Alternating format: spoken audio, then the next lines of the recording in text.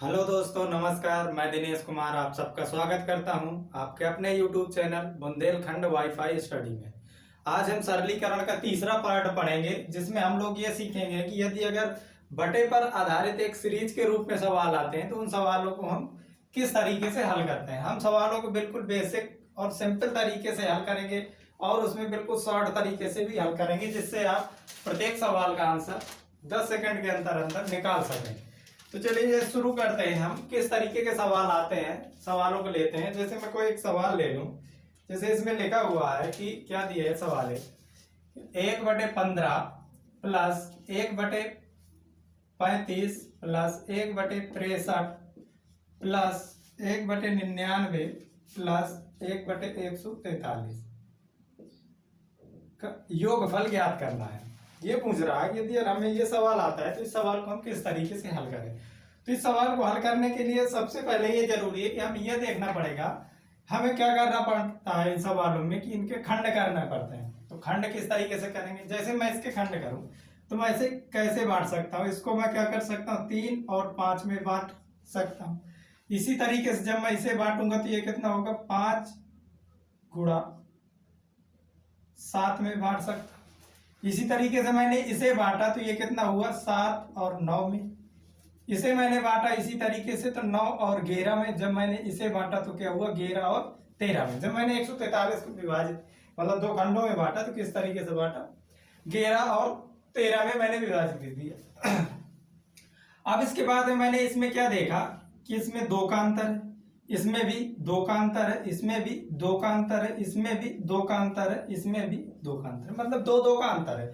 तो जब भी इस तरीके का सवाल आता है तो हम क्या करते हैं, हमें सबसे पहले ये जरूरी है कि क्या करना है, इसमें हमें गौर से सुनना कि मैं क्या बोल रहा हूं। आपको क्या करना है, जब भी इस तरीके का सवाल आता है और योगफल पूछ रहा है तो आपको क्या करना है कि खंड करने के बाद पहला वाला भाग 1/3 मैंने क्या किया, पहला भाग माइनस अंतिम भाग, अंतिम वाले का अंतिम भाग 13, तो मैंने क्या किया 1/-1/13। और इसके बाद क्या करना है आपको, 2 का जितने अंतर है सबके बीच में उसका क्या करना, भाग देना। जिस तरीके से मैंने क्या किया, मुझे सिर्फ और सिर्फ इतना करना होता है। और ये हम क्यों करते हैं, मैं कारण बताऊंगा कि ये क्यों करते हैं हम लोग। मुझे क्या करना है कि मैंने पहले खंड किया, देखा सब में 2 का अंतर है तो मैंने 2 के अंतर पर सबके खंड कर दिए। खंड करने के बाद में क्या करना है, आपको पहला खंड लेना है, पहले वाले का पहला खंड माइनस आखिरी वाले का आखिरी खंड, फिर इसके बाद में उनके बीच में जो अंतर है उस अंतर का दे देना है भाग। तो 2 का अंतर था सबके बीच में तो मैंने क्या किया, 2 का दे दिया भाग। तो आपको केवल इतना करना है, आपका आंसर निकल के आएगा। जब आप इसे हल करेंगे तो क्या होगा, जब आपने इसे हल किया तो मैंने क्या किया, 13×3=39 का मैंने एलसीएम लिया। तो 13 माइनस कितना हुआ, 13 माइनस 3, तो ये बटे में 2 दिए है, तो ये टोटल जाके कितना हुआ 10/39। और ये 2 के नीचे 1 होगा तो ये संख्या पलटेगी जब, तो 1/2 हो जाएगा। मैंने इसे विभाजित किया जब तो 5 आया, तो मेरा कितना निकल के आएगा 5/39। जब मैं इसे हल करूंगा तो मेरा ये निकल के आएगा 5/39। अब सवाल हल करने का तरीका ये है कि आपको क्या करना है, सीधे सीधे इतना कर देना। पर लेकिन यदि अगर मतलब ये हम देखें कि हम ऐसा करते क्यों है, तो देखना करते क्यों। आपको करना केवल इतना है कि खंड पहले वाला भाग, पहले का पहला खंड माइनस आखिरी वाले का आखिरी खंड, और बटे क्या करना है, जो उनके बीच में अंतर है उससे आपको दे देना है भाग, आपका आंसर निकल के आएगा। तो हम ऐसा क्यों करते हैं, देखना करते इसलिए है ऐसा, ये तो डायरेक्ट निकालने का तरीका हो गया। अब देखना क्यों करते हैं ऐसा, देखना जैसे मैंने क्या किया, इस सवाल को हल करना है मुझे, तो मैंने इसे अलग अलग खंडों में विभाजित कर लिया। तो मैं क्या कर एक इसे लिख दूंगा, जैसे 1/, ये कितना होगा 3×5 प्लस 1/5×7 प्लस 1/7×9 प्लस 1/9×11 प्लस 1/11×13 ये होगा। अब इसके बाद में यदि अगर मुझे इसे भिन्न के रूप में बांटना है अलग अलग दोनों खंडों को, तो मैं क्या करूंगा, दोनों में मैंने क्या किया, ऊपर और नीचे 2 का गुणा करा दिया और भाग दे दिया। मैंने क्या किया, 2 का ऊपर गुणा करा दिया और नीचे 2 का भाग दे दिया। तो मेरा क्या हो जाएगा, जब मैं इसे हल करूंगा तो कितना निकल के आएगा, 1/2 तो मेरा बाहर हो गया, मैंने 2 का गुणा कराया तो मेरा कितना होगा 2/3 गुणे 5 प्लस 2/5 गुणे 7 प्लस 2/7 गुणे 9 प्लस 2/9 गुणे 11 प्लस 2/11 गुणे 13, ये मेरा निकल के आएगा। अब इसके बाद में यदि अब मैं इसे बांटना चाहूं तो कैसे बांट दूंगा, 1/2 तो मेरा बाहर दी है, फिर मैं इसे क्या कर सकता हूं 1/3 माइनस 1/5 कर सकता हूं। जब मैं इसका 3 गुणे 5 का एलसीएम लूंगा तो मेरा कितना हो जाएगा, 5 में 3 जाएंगे तो 2 निकल के आएगा, यानी 2/3 गुणे 5 हो जाएगा। इसी तरीके से मैं इसे विभाजित करूंगा तो ये क्या हो जाएगा 1/5 माइनस का 1/7।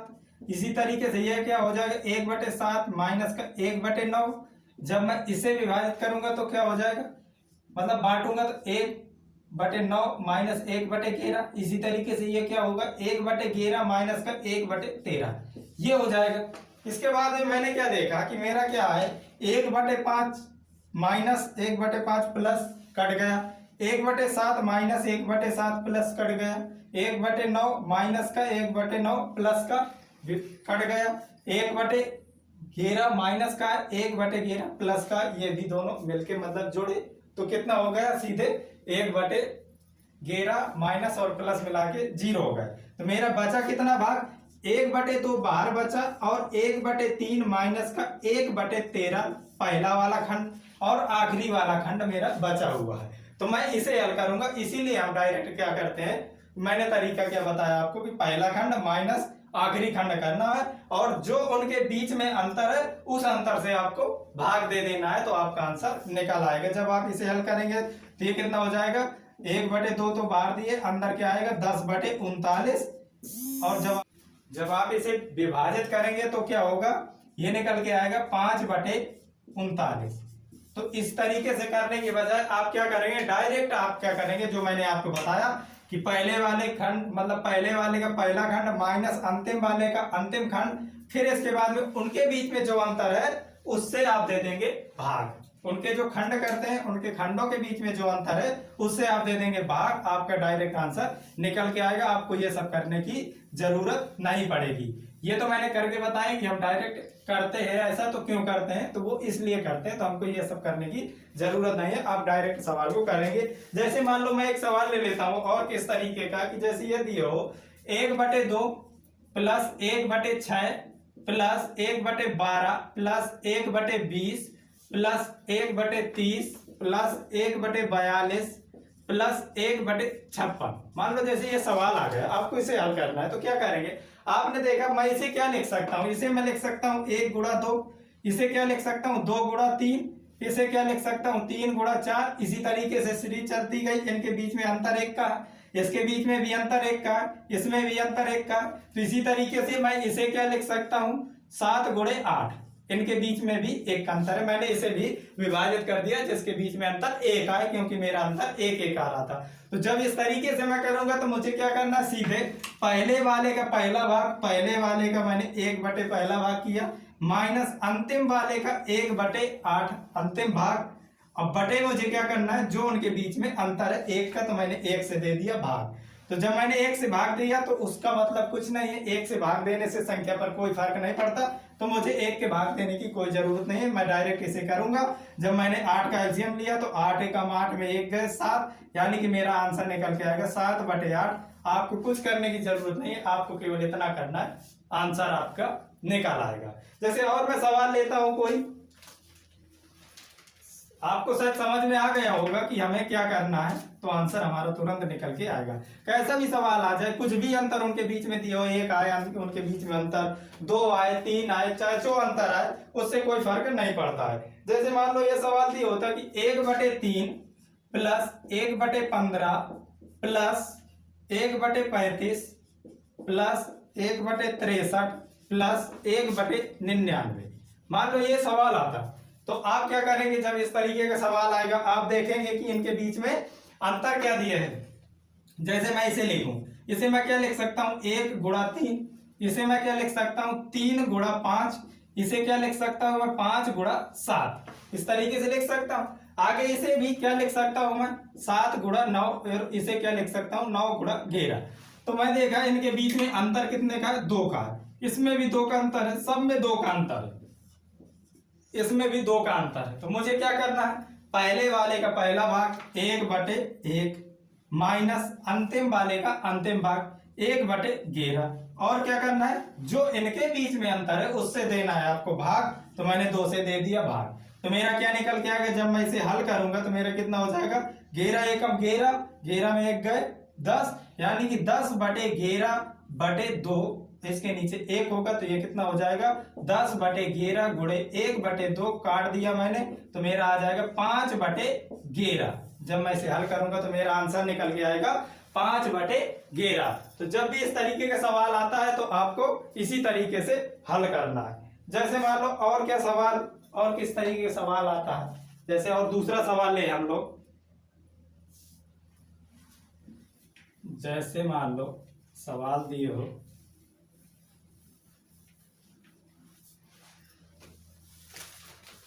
सवाल आ जाए इस तरीके से कि 1/1 गुणा 2 प्लस 1/2 गुणा 3 प्लस 1/2 गुणा 3 गुणा 4 प्लस 1/4 गुणा 5 plus dot dot dot 1/n गुणा n प्लस 1। इस तरीके का सवाल आ जाए तो आपसे ये पूछे कि इसका योगफल बताइए, तो आप इसका जब योगफल पूछेंगे तो आप क्या करेंगे। इसमें तो उसने पहले से खंड बना के दे दिया, आपको सिर्फ और सिर्फ देखना है कि इनके बीच में अंतर कितना है। तो इसमें मैंने देखा कितना अंतर है 1 का अंतर है, मैंने 1 का अंतर देखा, इसमें भी 1 का अंतर है, इसमें भी 1 का अंतर है, और यहाँ भी 1 ही का अंतर है दोनों के बीच में। तो जब 1 का अंतर है तो आपको क्या करना है पहले वाले का पहला खंड तो 1/1 किया माइनस आखिरी वाले का अंतिम खंड, तो मैंने क्या किया 1/n प्लस 1 किया, और फिर बटे में क्या करना है जो उनके बीच में अंतर है उससे भाग देना है। तो मैं 1 से भाग दूंगा, तो 1 से भाग देने पर कोई फर्क नहीं पड़ेगा, तो 1 से भाग देने पर कोई फर्क नहीं पड़ेगा, तो कोई मतलब ही नहीं है 1 से। तो फिर जब मैं इसे हल करूंगा तो मैं क्या करूंगा n प्लस 1 का एलसीएम लूंगा, तो मेरा कितना आएगा n प्लस 1 फिर माइनस का 1, तो ये कितना हुआ 1 से 1 कैंसिल, तो n/n प्लस 1, यानी कि जब मैं इसका योगफल करूंगा तो मेरा क्या निकल के आएगा n प्लस 1 निकल के आएगा। तो जब भी इस तरीके का सवाल आता है तो आपको कुछ नहीं करना, सिर्फ इतना करना है कि आपको पहले वाले का पहला खंड लेना है माइनस आखिरी वाले का आखिरी खंड, और इसके बाद में उनके बीच में जो अंतर है उससे आपको दे देना है भाग। जैसे मान लो एक सवाल और मैं बना दूं इसी से किस तरीके का, कि मान लो जैसे ये सवाल दिए होता 1/3 गुणा 5 प्लस 1/5 गुणा 7 प्लस 1/7 गुणा 9 plus dot dot dot dot dot dot plus 1/n plus 2। मान लो जैसे ये सवाल मैं बना दूं, तो जब ऐसा सवाल आएगा तो आप क्या करेंगे, इसमें भी उसने खंड पहले से दे दिया, आप देख लो अंतर कितना है, इसमें 2 का अंतर है, इसमें क्या अंतर है 2 का अंतर है, इसमें भी 2 का अंतर है, और यहाँ भी 2 का अंतर है। तो आपको क्या करना है सीधे पहले वाले का पहला खंड लेंगे तो 1/3 माइनस आखिरी वाले का अंतिम खंड लेंगे तो क्या हो जाएगा 1/n प्लस 2। फिर आप क्या करेंगे जो उनके बीच में अंतर है उससे दे देंगे आप उसे भाग। तो मैंने क्या किया इसे दे दिया भाग। जब मैंने भाग किया तब क्या होगा आप इसका एलसीएम लेंगे। जब आप इसका एलसीएम लेंगे तो एलसीएम क्या निकल के आएगा n प्लस 2 इंटू 3। तो आप क्या करेंगे ये यहाँ पे जाएगा तो n प्लस 2 हुआ और माइनस का ये क्या हुआ 3 हुआ और ये गुणे 1/2 हो जाएगा जो मैंने 2 का भाग दिया है।